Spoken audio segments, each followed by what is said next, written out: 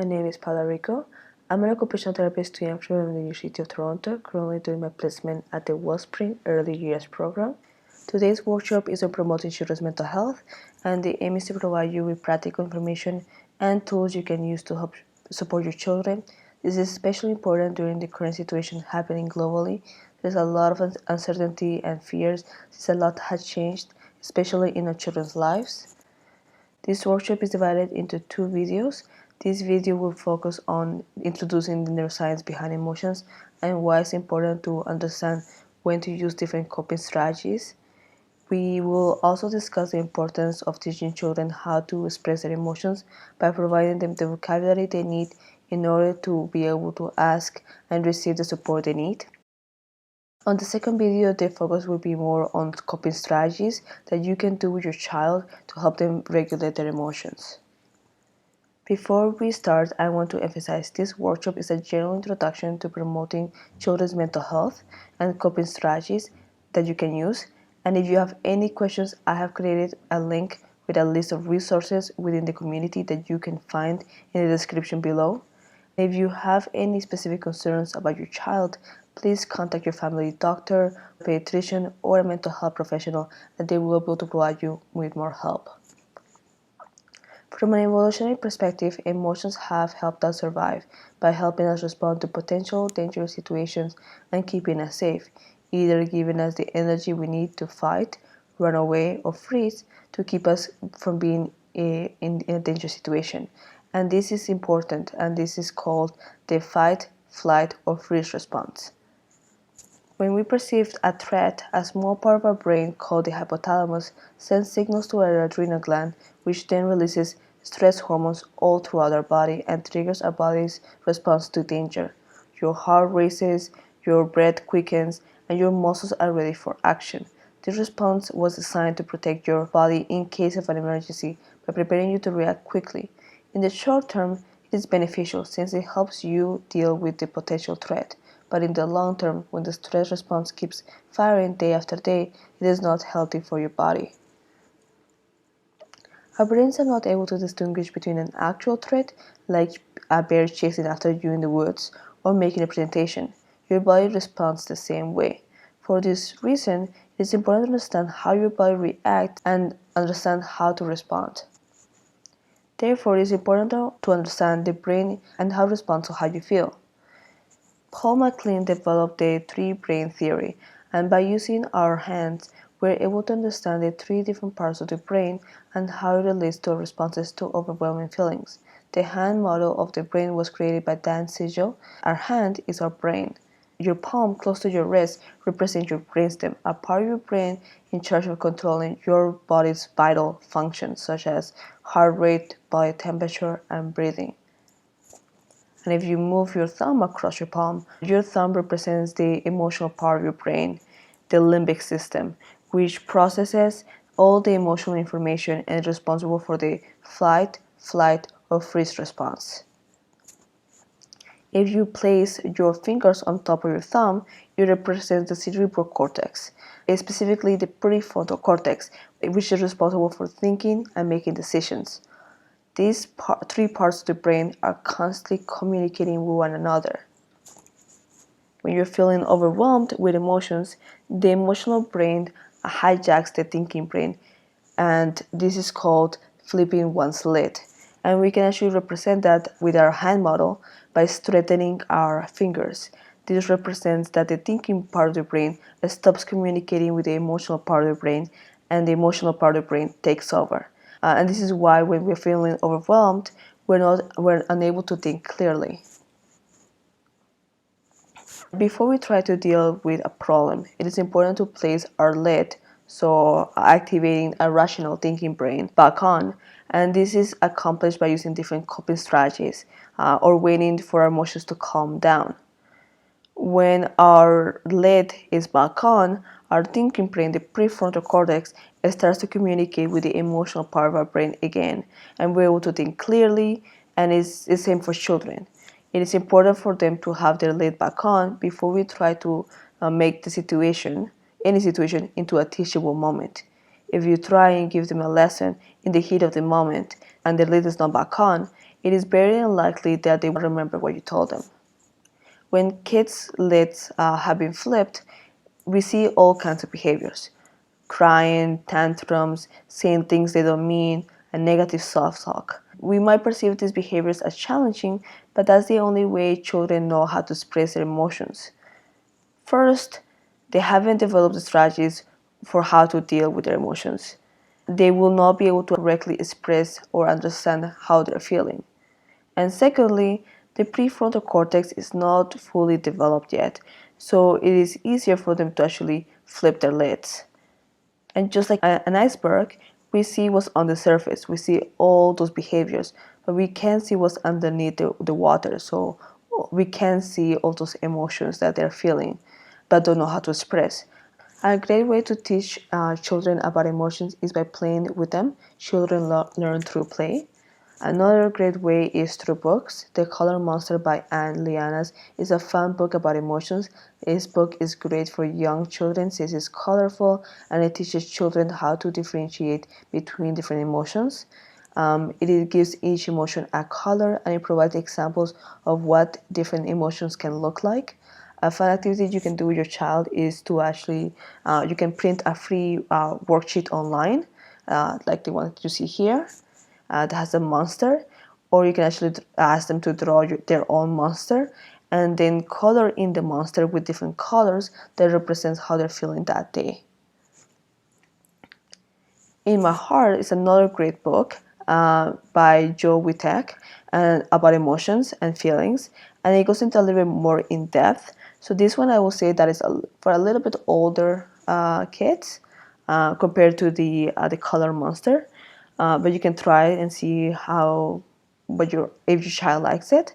But this is a great book because it tells you how all different types of emotions, how they all work together. The story also helps children feel safe in their own emotions and how to manage them appropriately.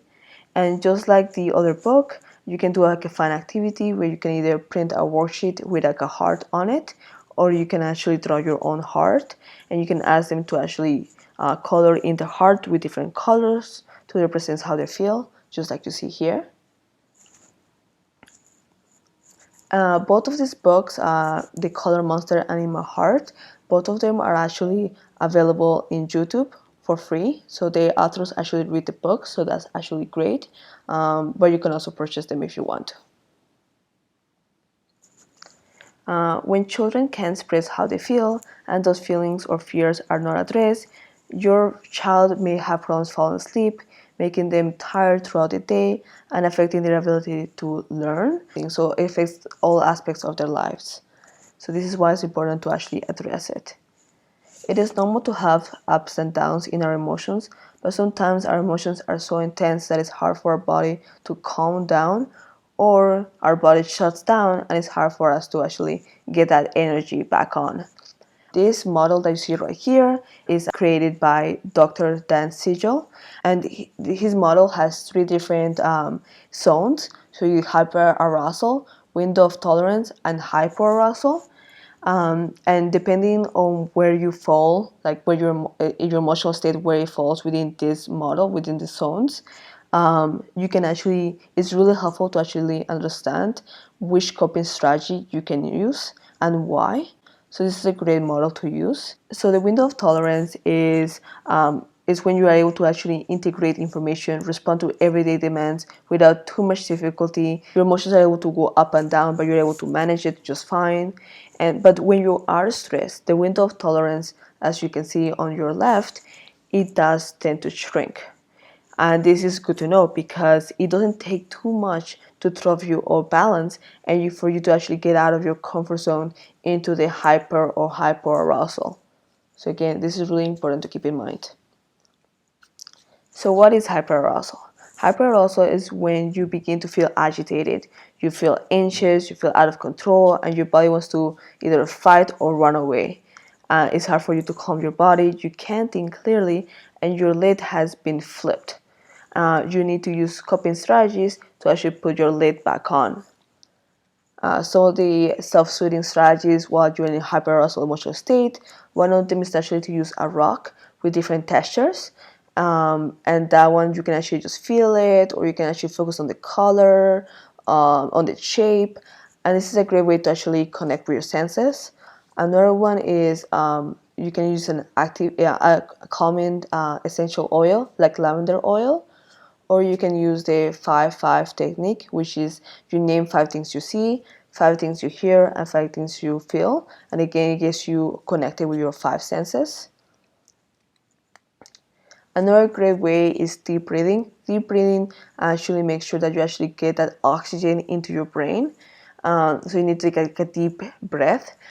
Children have a harder understanding of how much to breathe in and how much to breathe out. So a great way to actually teach them is to actually tell them to actually blow into like a windmill or blow bubbles. So it's a great way to actually for them to understand how much to breathe in and breathe out.